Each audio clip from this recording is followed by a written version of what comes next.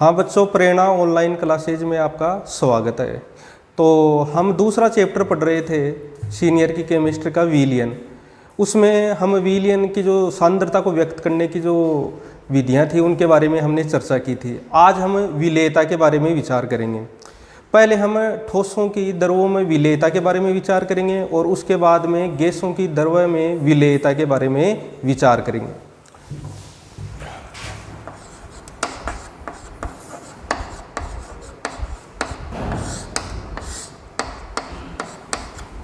तो हम विलेयता के बारे में चर्चा करने जा रहे हैं। विलेयता क्या होती है? तो विलेयता के बारे में हम जो परिभाषा दे सकते हैं, जो सामान्य परिभाषा है वो ये है कि एक निश्चित ताप पर विलायक की निश्चित मात्रा में घुली हुई अधिकतम मात्रा क्या कहलाती है? विलेयता कहलाती है। दोबारा रिपीट करें, एक निश्चित ताप पर विलायक की दी गई निश्चित मात्रा में विलेय की अधिकतम घुलनशील मात्रा क्या कहलाती है? विलेयता कहलाती है। ठीक है, तो ये विलेयता हो गई। अब विलेयता क्या होती है? जैसे ठोस पदार्थ होते हैं उनकी भी भिन्न भिन्न विलायकों में विलेयता क्या होती है? भिन्न भिन्न होती है। ऐसे ही गैसों की भी भिन्न भिन्न जो विलायक हैं या जो जल है उनमें विलेयता क्या होती है? भिन्न भिन्न होती है। तो हम विलेयता के बारे में एक बात और ज्ञात करने जा रहे हैं कि विलेयता को हम कौन सी विधि के द्वारा व्यक्त करें जो हमारे यूज में लेने के लिए सबसे अच्छी होगी। तो इसकी एक तो परिभाषा ये होती है कि 100 ग्राम द्रव विलायक में 100 ग्राम द्रव विलायक में एक निश्चित ताप पर ठोस विलेय की अधिकतम घुलनशील मात्रा क्या कहलाती है? विलेयता कहलाती है। और बच्चों, सबसे पहले हम ठोसों की विलेयता के बारे में विचार कर रहे हैं। ठोसों की द्रवों में विलेयता, ठोसों की द्रवों में विलेयता। तो इसके लिए हमको दो मात्रक यूज करने पड़ेंगे। ठीक है, एक तो मात्रक होता है कि ग्राम प्रति 100 ग्राम विलायक में।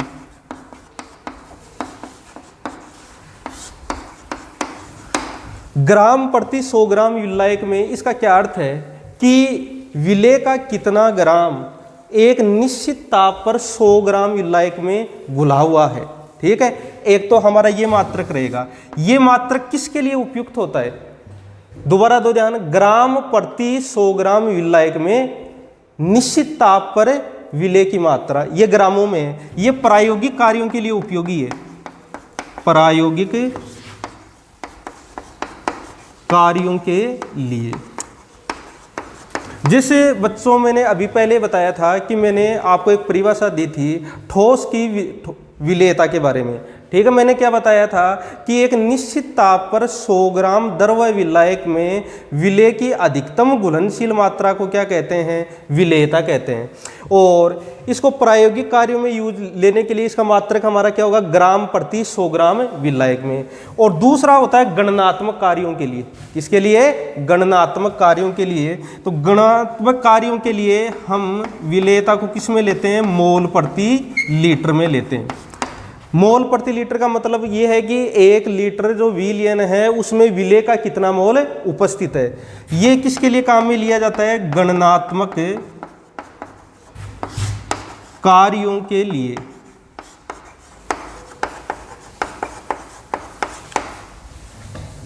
अब हम आगे जो विचार करने जा रहे हैं उसमें यह है कि जो ठोसों की द्रव में विलेयता होती है उसको कौन कौन से कारक प्रभावित करते हैं। ठोसों की द्रवों में जो विलेयता होती है उसको कौन कौन से कारक प्रभावित करते हैं। तो इसमें एक तो आता है विलेय एवं विलायक की प्रकृति। विलेय एवं विलायक की प्रकृति। दूसरा है ताप। और तीसरा होता है हमारा दाब।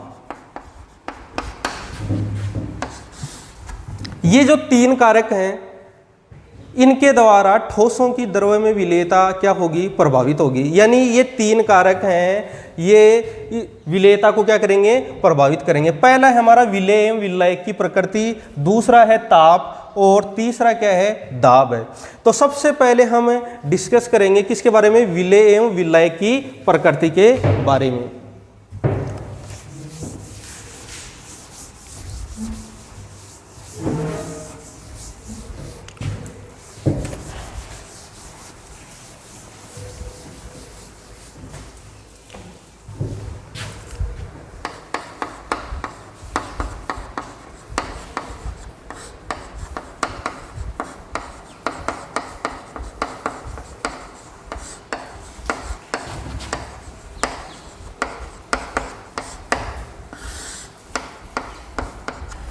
तो सबसे पहले हम पढ़ने जा रहे हैं विलेय एवं विलायक की प्रकृति। बच्चों आपको ये पता है कि एक विलेय किसी दिए गए विलायक में तभी घुलता है जब दोनों के मध्य होने वाली अंतराण्विक क्रियाएं क्या हों, समान प्रकार की हों। ठीक है, दोबारा, कोई विलेय किसी विलायक में तभी ही घुलता है जब दोनों के मध्य होने वाली अंतराण्विक क्रियाएं क्या हो, समान प्रकार की हों। अर्थात हम सीधे शब्दों में ये कह सकते हैं कि समान समान को घोलता है। ठीक है ना, ये विलेयता का क्या है, एक सामान्य सिद्धांत है। इस सिद्धांत के अनुसार बच्चों क्या होगा, जो ध्रुवीय विलेय होगा, ध्रुवीय विलेय पदार्थ, वो ध्रुवीय विलायक में ही विलेय होगा, ध्रुवीय विलायक में। फॉर एग्जाम्पल हम बच्चों बात करें, जैसे ध्रुवीय विलेय की बात करें हम, NaCl, KCl, KNO3, potassium nitrate.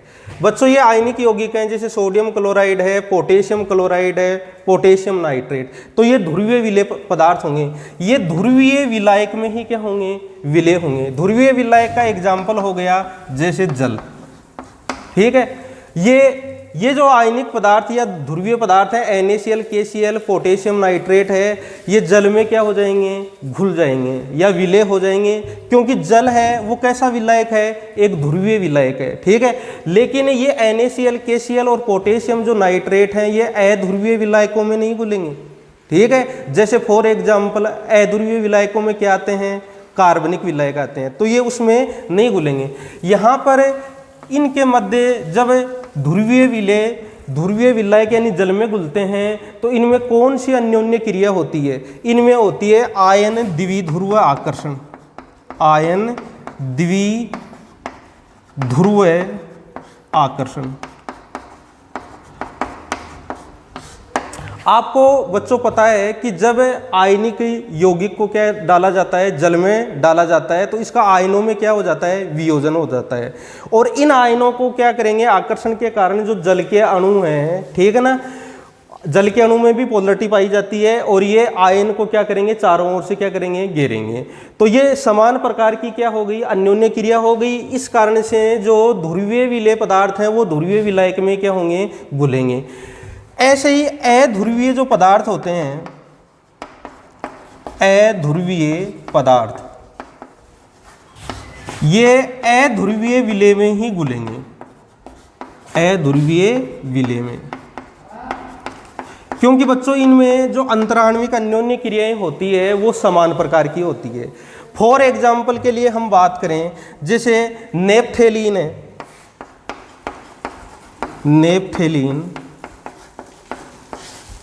Anthracene है, ये किस में घुलेंगे, बेंजीन में घुलेंगे। बच्चों यहां पर नेपथेलीन और एंथ्रासीन क्या है, अध्रुवीय पदार्थ हैं, और बेंजीन यहाँ पर क्या है, अध्रुवीय विलायक है। तो हमारा जो सामान्य सिद्धांत था विलेयता का, जिसमें हमने कहा था कि समान समान को घोलता है, तो इन दोनों में क्या है भैया, हैं समान प्रकार की क्या होती है, अंतराण्विक अन्योन्य क्रियाएं होती है। तो नेपथेलीन और एंथ्रासीन बेंजीन में क्या हो जाते हैं, विलेय हो जाते हैं। ऐसे ही आयोडीन, I2, सल्फरेट, ये किस में घुलेंगे, CH2, कार्बन डाइसल्फाइड, एवं कार्बन टेट्रा क्लोराइड में क्या हो जाएंगे, विलय हो जाएंगे। तो ये रहा हमारा विलेयता का सामान्य सिद्धांत है। इसके अनुसार क्या होता है कि समान समान को गोलता है, मतलब ध्रुवीय पदार्थ हैं वो ध्रुवीय विलायक में विलय होंगे और अध्रुवीय पदार्थ अध्रुवीय जो विलायक है उसमें क्या होंगे, विलय होंगे। अब हम आगे जो विलयन बनता है या जब ठोस जब किसी विलायक में घुलता है तो क्या प्रोसेस होती है उसके बारे में हम क्या करते हैं, चर्चा करते हैं। हाँ तो बच्चों अब हम आगे चलते हैं। तो हम क्या करते हैं बच्चों, एक बीकर लेते हैं, बीकर में हम जल लेते हैं और हम क्या करते हैं इसमें एक ठोस विलेय पदार्थ मिलाते हैं। इस दौरान तापमान हम कमरे का तापमान मानते हैं जो लगभग कितना होता है, 25 डिग्री सेल्सियस होता है। तो जैसे ही ठोस विलेय को जल या किसी अन्य विलायक में डाला जाता है तो वो घुलने लगता है। ठीक है, इस प्रक्रिया को क्या कहते हैं, विलीनीकरण कहते हैं। क्या कहते हैं, विलीनीकरण कहते हैं। और जैसे जैसे ठोस विलेय जल में या अन्य विलायक में घुलेगा तो जो बना हुआ जो विलयन है, जो विलयन बनने लगेगा उसमें विलेय की सांद्रता क्या होने लगेगी, बढ़ने लगेगी। लेकिन बच्चों क्या होगा, एक परिस्थिति में क्या होगा कि जो विलेय के जो कण हैं जब विलयन बन रहा होता है तो वो विलेय के अन्य कणों से टक्कर करते हैं और विलयन से क्या हो जाते हैं, पृथक हो जाते हैं। ठीक है, जब विलयन बन रहा होता है, ठीक है, तो विलेय के कुछ कण विलेय के अन्य कणों से टक्कर करके विलयन से क्या हो जाते हैं, अलग हो जाते हैं। ये प्रक्रिया क्या कहलाती है, क्रिस्टलीकरण कहलाती है। क्रिस्टलीकरण। एक स्थिति ऐसी आती है बच्चों कि विलयन में जाने वाले कणों की संख्या विलयन से बाहर आने वाले कणों की संख्या के क्या हो जाती है, बराबर हो जाती है। ठीक है, मतलब हम सीधा क्या कह सकते हैं कि क्रिस्टलीकरण की जो दर है विलीनीकरण की दर के क्या हो जाती है, बराबर हो जाती है। इस स्थिति में क्या हो जाता है बच्चों, गतिक साम्य स्थापित हो जाता है। क्या हो जाता है, गतिक साम्य स्थापित हो जाता है और दिए गए ताप पर विलयन में विलेय की सांद्रता क्या हो जाती है, स्थिर हो जाती है। मैंने क्या बताया कि एक ऐसी स्थिति आती है जब क्रिस्टलीकरण की दर है वो विलीनीकरण की दर के क्या हो जाती है, बराबर हो जाती है। अर्थात विलेय के कण जितने विलयन में जाते हैं उतने ही क्या हो जाते हैं, बाहर निकल जाते हैं। और ऐसी स्थिति में दिए गए ताप और दाब पर जो विलयन बन रहा है हमारा उसमें विलेय की सांद्रता क्या हो जाती है, स्थिर हो जाती है। अब हम संतृप्त विलयन की एक परिभाषा और देना चाहते हैं बच्चों, संतृप्त विलयन। तो संतृप्त विलयन की परिभाषा डेफिनेशन क्या होगी, सुनिए ध्यान से। वह विलयन जो बिना घुले विलेय के साथ क्या होता है, गतिक साम्य में होता है, क्या कहलाता है, संतृप्त विलयन कहलाता है। जैसे हम इसी को उदाहरण के तौर पर लें, जैसे तापमान प्रयोग के दौरान हमारा 25 डिग्री सेल्सियस है, यह हमारा जल है। ठीक है, और इसमें मान लीजिए दिए गए ताप और दाब पर 20 ग्राम ठोस विलेय इसमें क्या हो गया, घुल गया। अब दिए गए ताप पर 25 डिग्री सेल्सियस से और ज़्यादा हमारा ठोस विलेय क्या नहीं हो रहा है, घुल नहीं रहा है। इसका मतलब क्या हो रहा है कि इस दिए गए ताप पर इस विलयन में क्रिस्टलीकरण की दर किसके बराबर हो गई है, विलीनीकरण की दर के बराबर हो गई है। अर्थात विलयन में जाने वाले विलेय के कणों की संख्या विलयन से बाहर आने वाले कणों की संख्या की क्या हो गई है, बराबर हो गई है। ठीक है, इसलिए इसमें क्या स्थापित हो गया है, इस विलयन में गतिक साम्य स्थापित हो गया है। तो वो बात हम यहाँ पर ध्यान में लेते हैं संतृप्त विलयन की डेफिनेशन के लिए। तो दोबारा दो ध्यान, वह विलयन जो बिना घुले विलेय के साथ क्या होता है, गतिक साम्य में होता है, क्या कहलाता है, संतृप्त विलयन कहलाता है। और इस स्थिति में विलयन में उपस्थित विलेय की जो मात्रा होती है वो विलयन की क्या कहलाती है, सांद्रता कहलाती है। अब बच्चों हम आयनिक यौगिक के बारे में बात करते हैं या ध्रुवीय यौगिक के बारे।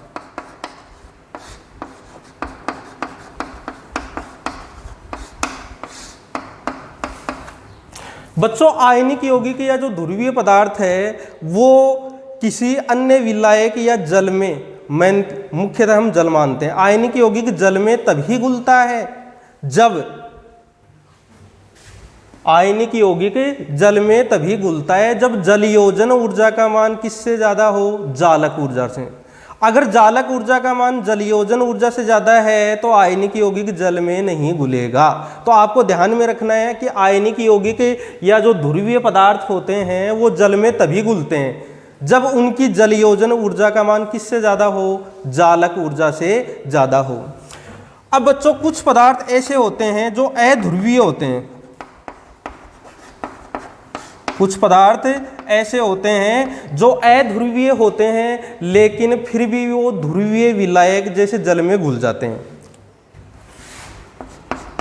विलायक जल में घुल जाते हैं। और बच्चों आपको पता है कि जल है वो एक कैसा विलायक है, ध्रुवीय विलायक है। तो ऐसे कौन से पदार्थ हैं जो ध्रुवीय विलायक यानी जल में घुल जाते हैं, जैसे शर्करा, एल्कोहल, शर्करा, एल्कोहल, ग्लूकोस आदि। अब आप ये प्रश्न करोगे कि ये अध्रुवीय पदार्थ हैं शर्करा, एल्कोहल और ग्लूकोज, फिर भी ये ध्रुवीय विलायक अर्थात जल में क्यों घुल जाते हैं? इसका क्या कारण है? इसका कारण ये है कि बच्चों ये जो पदार्थ हैं जल के अणुओं के साथ क्या बनाते हैं, हाइड्रोजन बंध बनाते हैं। इसके कारण से ये क्या होते हैं, जल में विलय होते हैं। कौन कौन से पदार्थ, जैसे फॉर एग्जांपल के लिए बात करें हम, शर्करा, एल्कोहल और ग्लूकोज, ये किस में ध्रुवीय विलायक जल में विलय होते हैं क्योंकि ये जल के अणुओं के साथ क्या बनाते हैं, हाइड्रोजन आबंध बनाते हैं। तो हम बात कर रहे थे ठोसों की द्रवों में विलेयता। तो ठोसों की द्रव में विलेयता को पहला जो प्रभावित करने वाला कारक था विलेय एवं विलायक की प्रकृति।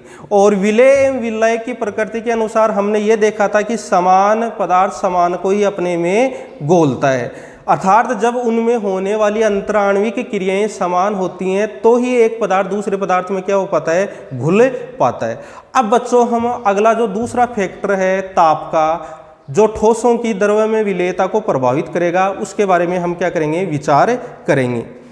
हाँ तो बच्चों जो दूसरा कारक है जो ठोसों की द्रव में विलेयता को क्या करेगा, प्रभावित करेगा, वो क्या है, ताप। तो बच्चों ये ध्यान रखिए आप कि ठोसों की द्रव में विलेयता पर ताप का प्रभाव इस बात से समझा जा सकता है या इस आधार पर हम समझा सकते हैं कि जब कोई ठोस द्रव में घुलता है तो वो घुलने की प्रक्रिया ऊष्माक्षेपी होती है या ऊष्माशोषी होती है।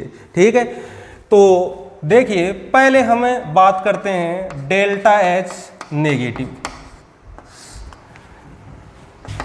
अविलेय ठोस प्लस विलायक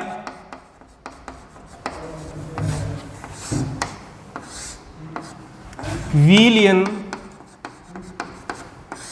प्लस माइनस अक्स किलो कैलोरी, ये ऊष्मा जो अवशोषित होती है या उत्सर्जित होती है। तो जब ठोस को विलायक में मिलाया जाता है तो विलयन बनता है। तो बच्चों इस दौरान या तो ऊष्मा क्या होती है, उत्सर्जित होती है, या क्या होती है, अवशोषित होती है। तो सबसे पहले हम ये मानेंगे कि बच्चों माना कि जब कोई अविलेय जो ठोस है उसको हम विलायक में मिलाते हैं तो ये प्रक्रिया कैसी है, ऊष्माक्षेपी है, ऊष्माक्षेपी है। यानी अभिक्रिया के लिए जो एंथैल्पी परिवर्तन है वो कैसा है बच्चों, ऋणात्मक है। तो हम ये बात कह सकते हैं, जरा ध्यान से सुनिए, अगर किसी ठोस विलेय को किसी विलायक में घोला जाता है और जो विलयन की जो बनने की प्रक्रिया है वो ऊष्माक्षेपी है तो ताप बढ़ाने पर विलेयता घटेगी, विलेयता क्या हो जाएगी, घट जाएगी। अगर विलयन बनने की प्रक्रिया ऊष्माक्षेपी है तो इस स्थिति में आप ताप बढ़ाओगे तो जो ठोस विलेय पदार्थ है उसकी विलेयता क्या हो जाएगी, घट जाएगी। एग्जाम्पल देखें बच्चों, जैसे सोडियम हाइड्रोक्साइड है, कैल्शियम ऑक्साइड है, कैल्शियम कार्बोनेट है, Li2SO4 है और कैल्शियम एसीटेट है। ये पदार्थ जब जल में घुलते हैं तो ऊष्मा का क्या होता है बच्चों, उत्सर्जन होता है, यानी डेल्टा एच कैसा होता है, नेगेटिव होता है। तो इन पदार्थों के घुलने की प्रक्रिया के दौरान अगर हम ताप बढ़ाएंगे तो इन पदार्थों की विलेयता क्या हो जाएगी, घट जाएगी। ठीक है, अब हम अगली बात पर विचार करते हैं।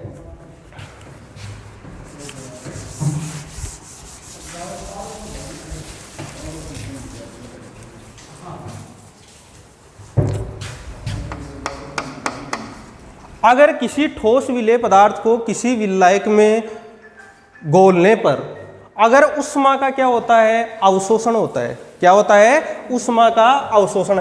मतलब विलयन बनने की जो प्रक्रिया है वो कैसी होती है, उष्मा शोषी होती है। और उष्मा शोषी प्रक्रिया के लिए बच्चों आप जानते हो डेल्टा एच या जो एंथैल्पी परिवर्तन है वो कैसा होता है, पॉजिटिव होता है। ठीक है, तो ऐसी स्थिति में अगर हम ताप बढ़ाएंगे तो विलेयता क्या हो जाएगी भैया, बढ़ जाएगी। अगर विलयन बनने की जो प्रक्रिया है वो कैसी है, उष्मा शोषी है। ठीक है, तो ताप बढ़ाने पर ठोस विलेय पदार्थ की विलेयता क्या हो जाएगी, बढ़ जाएगी। इसके एग्जाम्पल पर चर्चा करते हैं बच्चों, जैसे KNO3 पोटेशियम नाइट्रेट है, NaCl है, अमोनियम क्लोराइड है, KCl है, AgNO3 है, NaNO3 है और पोटेशियम आयोडाइड। तो ये बच्चों विलेय पदार्थ हैं। इनको जब जल या किसी अन्य विलायक में हम घोलते हैं तो क्या होता है भैया, उष्मा का क्या होता है, अवशोषण होता है।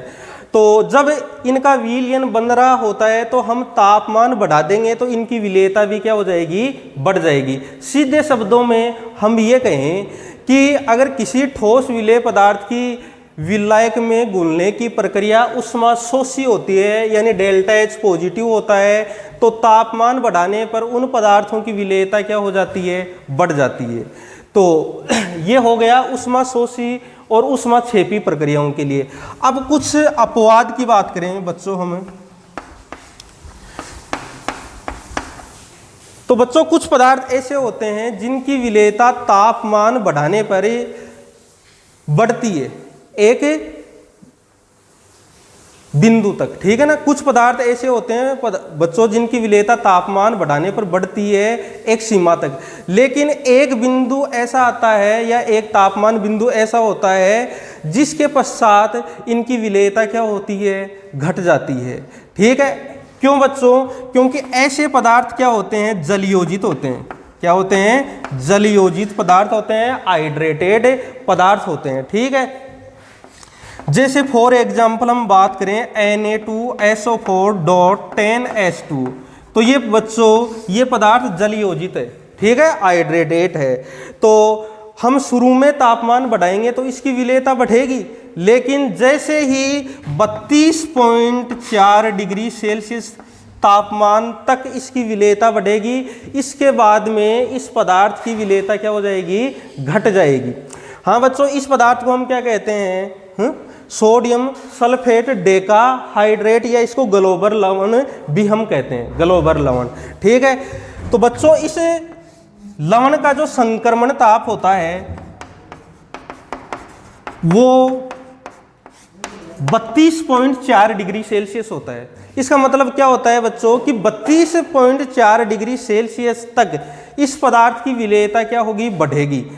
लेकिन जैसे ही इस ये ताप या इससे ज़्यादा तापमान करोगे आप तो इसकी विलेयता क्या होने लगेगी, घटने लगेगी। क्यों, क्योंकि इस स्थिति में जो सोडियम सल्फेट के साथ जो 10 जल के अणु थे वो इससे क्या हो जाएंगे, पृथक हो जाएंगे, और इन जल के अणुओं के पृथक होने के कारण क्या हो जाएगी, इस लवण की विलेयता क्या हो जाएगी, घट जाएगी।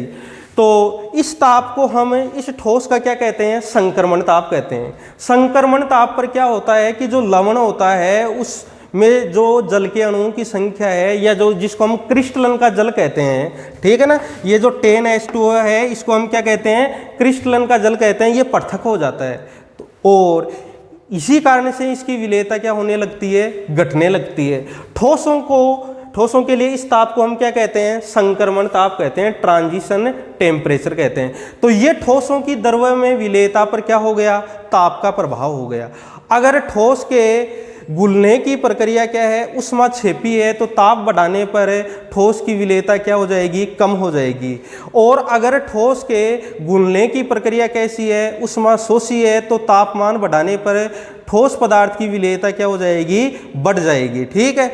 अब बच्चों हम जो हमारा तीसरा कारक है दाब, ठोसों की विलेयता पर हम दाब के प्रभाव के बारे में क्या करेंगे, चर्चा करेंगे।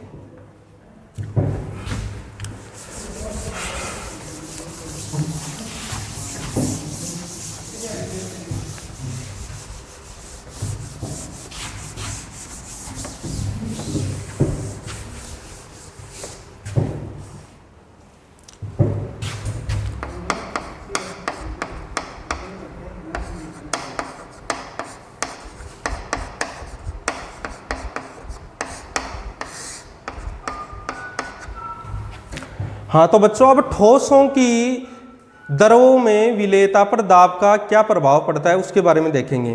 तो ठोसों की द्रव में विलेयता पर दाब का कोई भी विशेष प्रभाव नहीं पड़ता है। क्यों? क्योंकि ठोस और द्रव अत्यधिक असंपीड्य होते हैं। तो ठोसों की द्रव में विलेयता पर दाब का कोई प्रभाव नहीं पड़ता। क्यों नहीं पड़ता है? क्योंकि ठोस और द्रव क्या होते हैं, अत्यधिक असंपीड्य होते हैं। तो ये हमारा हो गया ठोसों की द्रव में विलेयता को प्रभावित करने वाले कारक हो गए। अब हम पढ़ेंगे कि गैसों की जो द्रवों में विलेयता होती है उसको कौन कौन से कारक क्या करते हैं, प्रभावित करते हैं।